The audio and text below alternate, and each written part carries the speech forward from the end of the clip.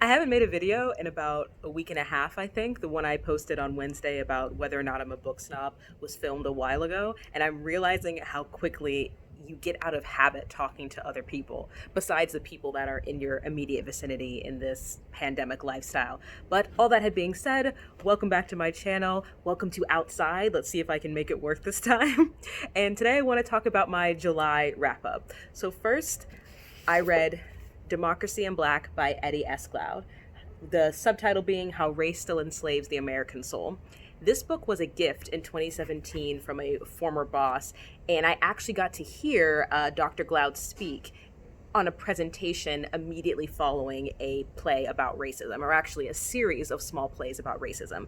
And I wanted to reread this because in this book, Dr. Glaude talks about the idea of racial habits, which are unconscious things that we do that reinforce this system of oppression that oftentimes we're not even aware that we're doing. But those small racial habits, whether that is, clutching your purse when a black man walks onto the elevator, or having a negative reaction when you see a name that sounds ethnic on a resume or cover letter, those things reinforce the idea that some lives, mainly white lives, have more value in this country than black lives.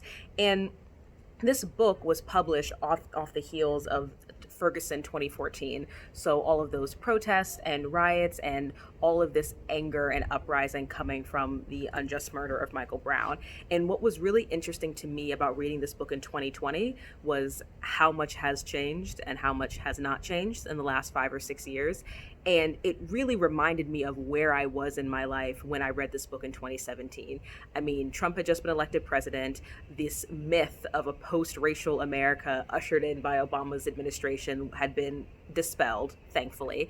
And I remember this was the first time I had read, I would say, an extended, in-depth critique of the Obama administration. And I think Eddie Glaude rightly pointed out that many of us, myself included, felt hesitancy critiquing the Obama administration, even when there were things that I would argue were objectively wrong and needed to be critiqued, because in a world in which people were saying he was born in Kenya, in a world in which people were saying that he was disrespectful for saluting with a coffee cup in his hand, it seemed counterintuitive to publicly criticize the first black president when there are so many other things we were trying to do. But acknowledging the ways in which Obama, and he literally said, I am America's president, I'm not black America's president, ways in which he did not live up to the expectations that many of us projected onto him, this idea of, hope and change and dream manifesting very differently during his 2 terms. And something this book really made me reckon with were the ways in which the Great Recession of 2008 disproportionately affected the black community. And while I was very fortunate to be in a stable financial situation at that time, my family did get hit, but not in any ways as some other people in this country. It was very jarring to think about the long-term effects of such an economic downturn while we're in the middle of a current economic downturn.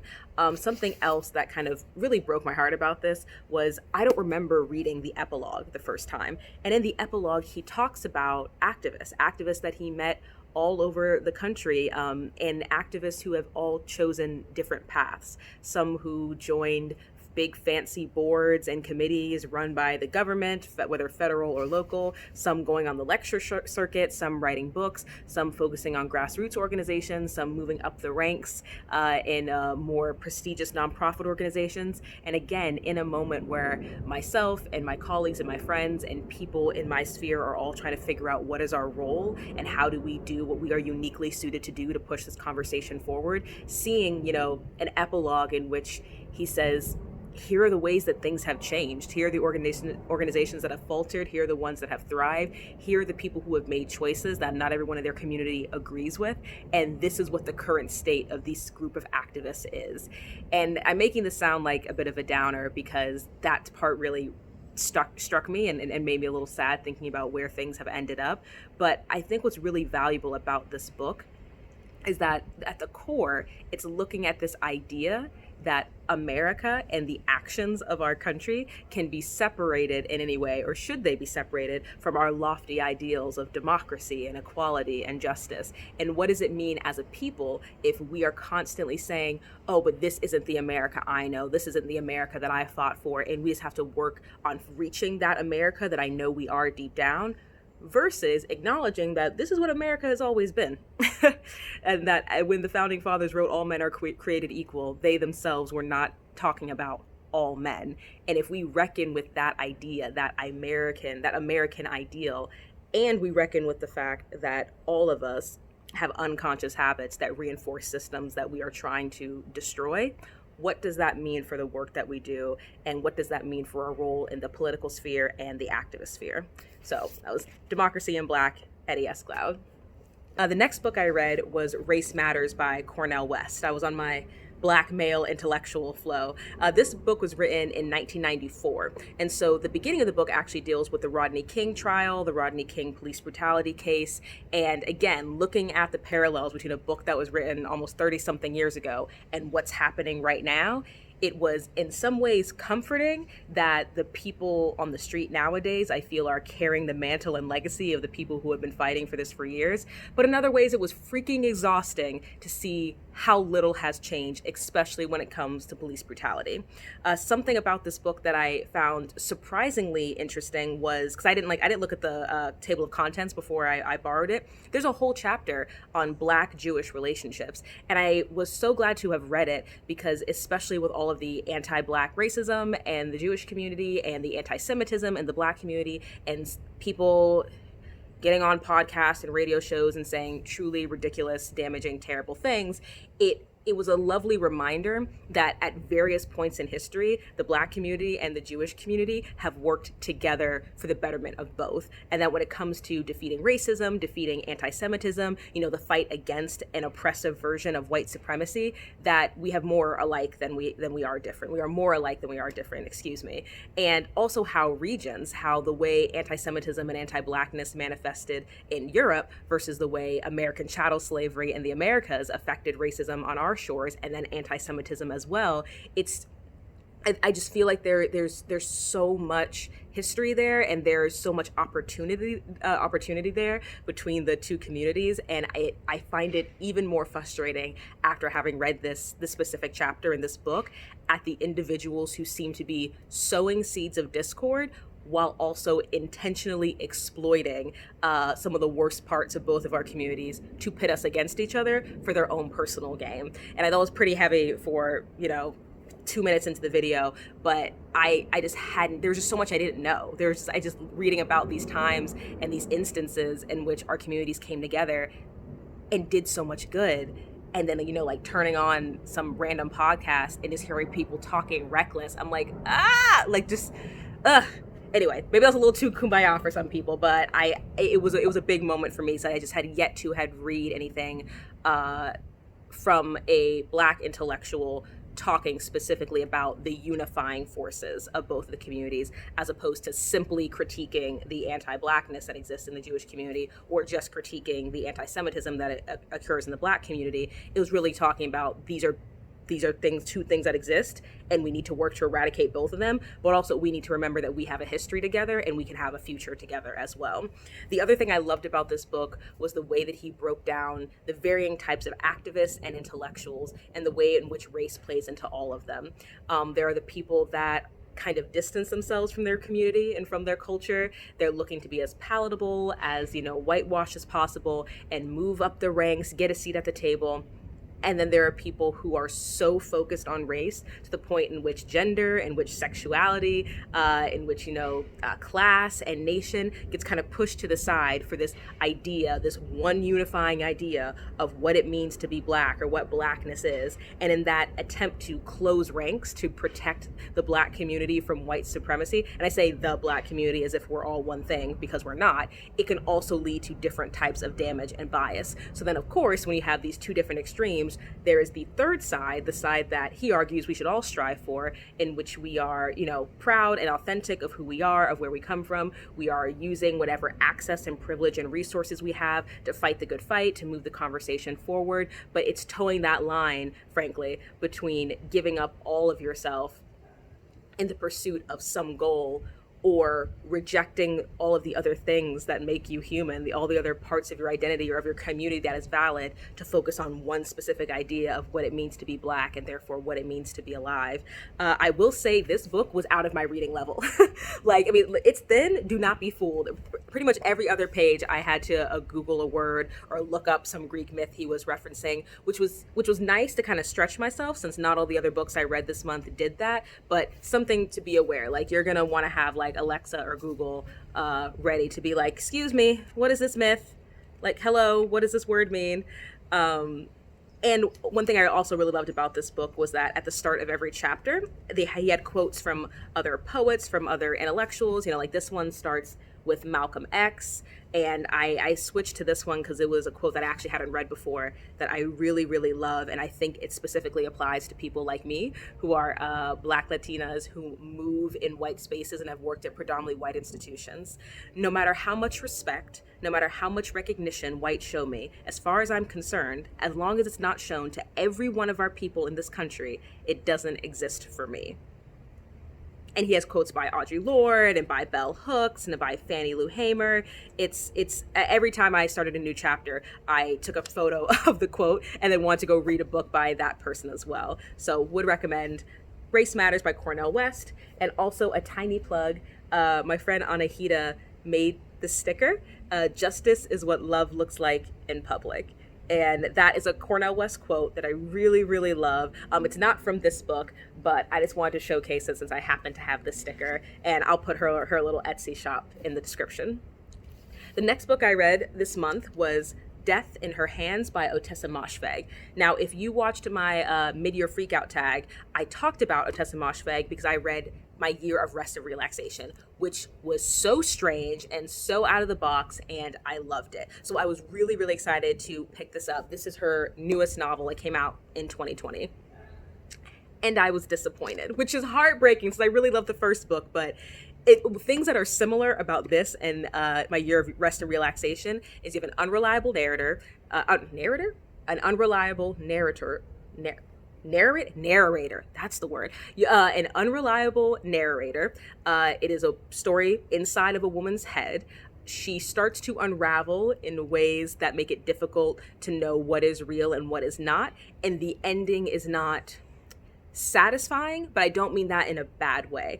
Those are the things I would say are similar. This book is a murder mystery in which you cannot figure out what is real and what is in this woman's head.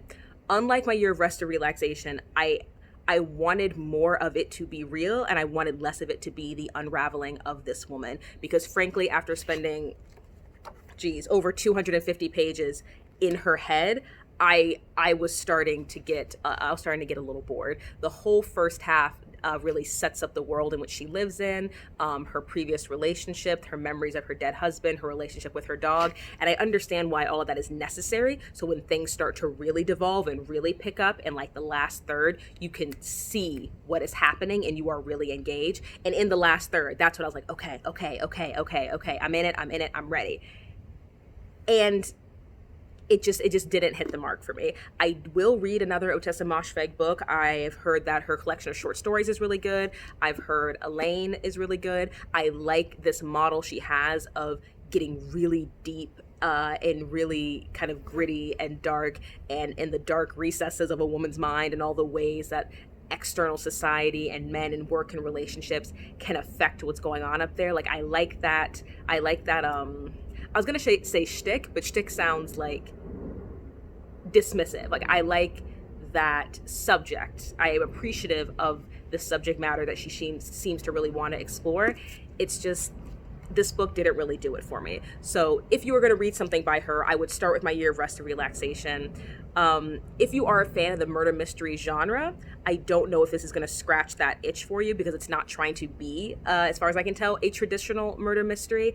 But frankly, I really wish there was more mystery and less woman psyche unraveling. So as you all know, I don't do ratings, but check this out from the library, or, get it free on Audible before you decide if you want to purchase it.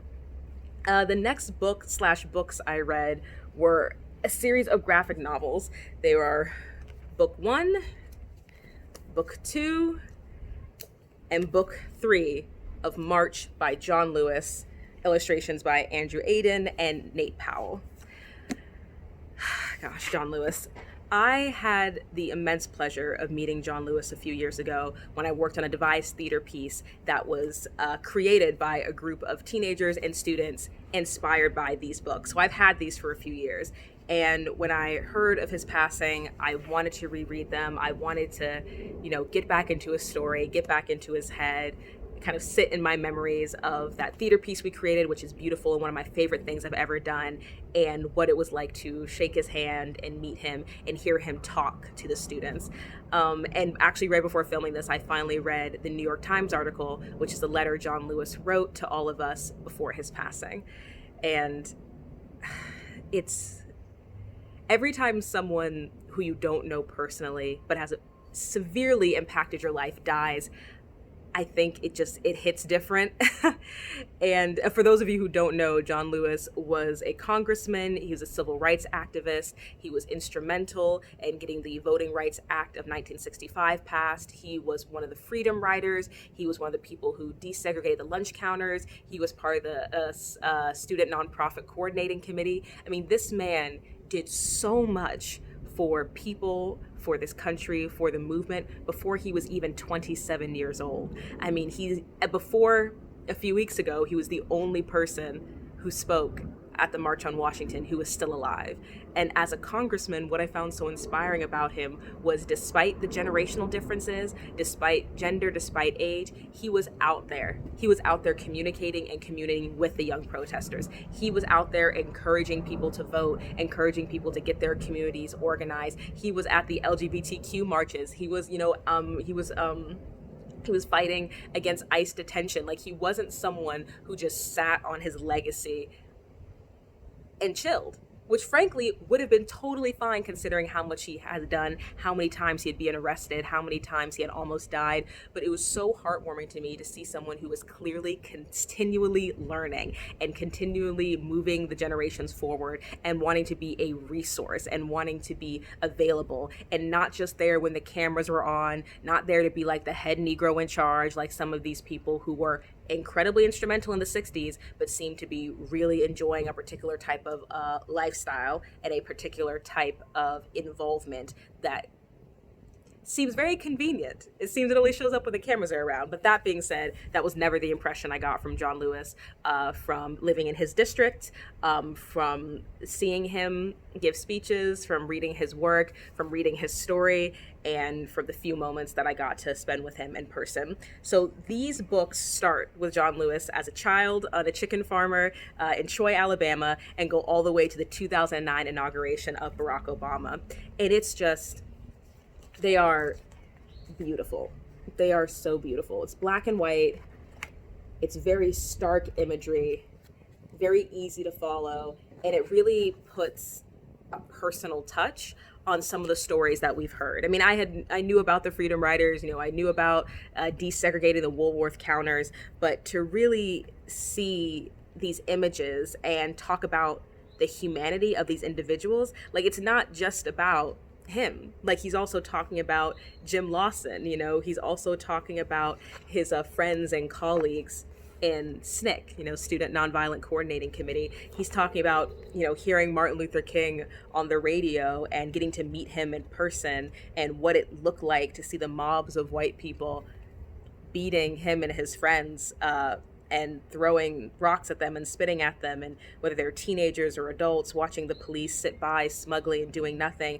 There's something about seeing it, Like, we see the images, we see the photographs, we see some of the footage, but something about hearing a first-person narrative of someone who was there, of someone who was involved in all of this, seeing these beautifully rendered images and hearing names of people I had never heard, people that inspired him, helped him, worked with him, led him, names that I think should be just as, lauded and celebrated, that you just never hear about, because history likes to pick and I say history, I mean white historians, like to pick one or two black people and be like, great, all of slavery, all of civil rights movement, all of the movements for justice and equality can be narrowed down to like Martin Luther King, Rosa Parks, Thurgood Marshall, and John Lewis, when they were and are incredible, inspiring people.